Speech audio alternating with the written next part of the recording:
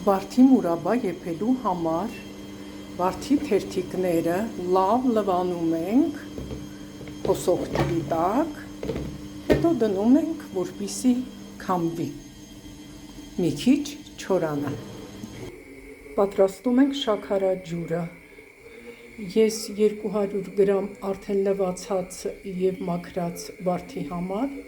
վերցրել եմ 1,5 կիլոգրամ շաքարավազ և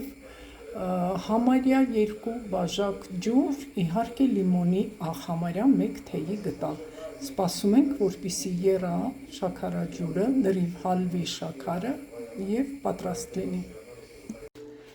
Երբ արդեն պատրաստ է լինում շաքարաջուրը, լվացած թերթիկները լցնում ենք մեջը, խառնում և այսպես թողնում մոտ 3-4 ժամ։ Մուրաբան եռում է, ամբողջ տան մեջ վարդի հրաշալի բույրն է, որը մենք վայելում ենք,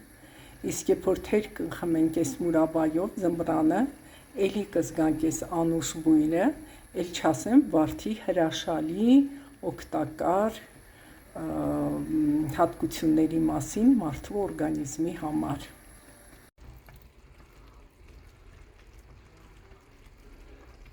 Տեսնենք, թե ինչ թանձրության է հյութը մուրաբայի։